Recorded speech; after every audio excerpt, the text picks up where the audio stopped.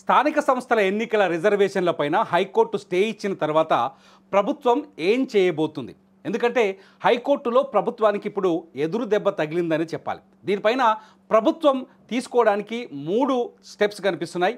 3 అవకాశాలు ప్రభుత్వం ముందు స్పష్టంగా కనిపిస్తున్నాయి.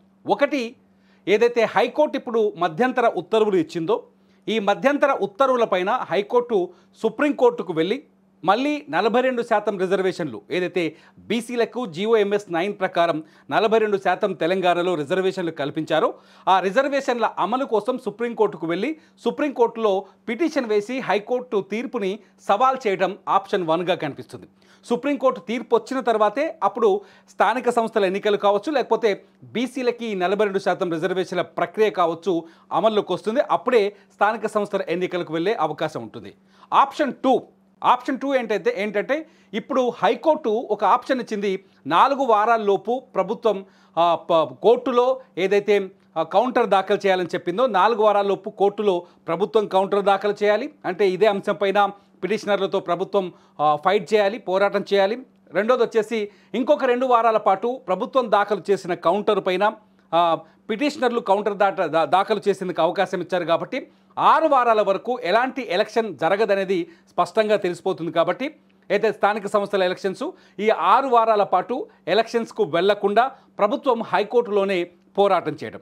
హైకోర్టు తీర్పు తర్వాత ప్రభుత్వం తీర్పు ఏదైతే వస్తుందో పూర్తి స్థాయి తీర్పు, ఆ తీర్పు పైన మళ్ళీ సుప్రీంకోర్టుకు వెళ్ళడమా లేకపోతే ఆ రిజర్వేషన్ పైన ఏదైనా కీలక నిర్ణయం తీసుకోవడం అనేది హైకోర్టు తీర్పు తర్వాత 6 వారాల వరకు ఎన్నికలకు వెళ్లకుండా 6 వారాల తర్వాత తమ పోరాటాన్ని ప్రభుత్వం తన ప్రక్రియను మొదలుపెట్టడం. ఇది ఆప్షన్ 2 అవుతుంది. ఇక వచ్చేసి ఆఖరి అవకాశం ఆప్షన్ 3 ఏంటి అంటే ప్రభుత్వం పాత రిజర్వేషన్ల ప్రకారం ఇప్పుడు కొత్త రిజర్వేషన్ల ప్రకారం GOMS 9 ప్రకారం రిజర్వేషన్లను డిక్లేర్ చేశారు. ఇవాటి నుంచే నిజానికి స్థానిక సంస్థల ఎన్నికలకి నామినేషన్ల ప్రక్రియ కూడా మొదలైంది. ఇవాళ అక్టోబర్ 9 ఎంపీటీసీ జెడ్పీటీసీ ఎన్నికలకి తొలి విడత నామినేషన్ల ప్రక్రియ మొదలైంది.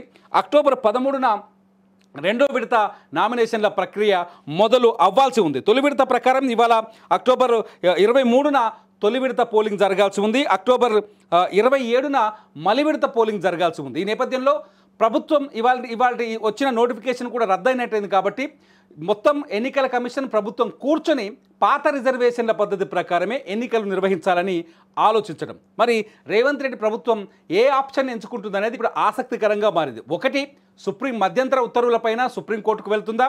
2, 6 వారాల వరకు వేచి చూసి ఆ తర్వాత ఎన్నికలపైన నిర్ణయం తీసుకుంటుందా? 3, ఇప్పటికే ప్రకటించిన షెడ్యూల్ ఏదైతే ఉందో నోటిఫికేషన్ షెడ్యూల్, ఎన్నికల షెడ్యూల్, ఆ షెడ్యూల్ని రద్దు చేసి మళ్ళీ పాత రిజర్వేషన్ల ప్రకారం ఎన్నికలకు వెళ్తుందా అనేది ఇప్పుడు ఆసక్తికరంగా మారింది. మీరేమనుకుంటున్నారు?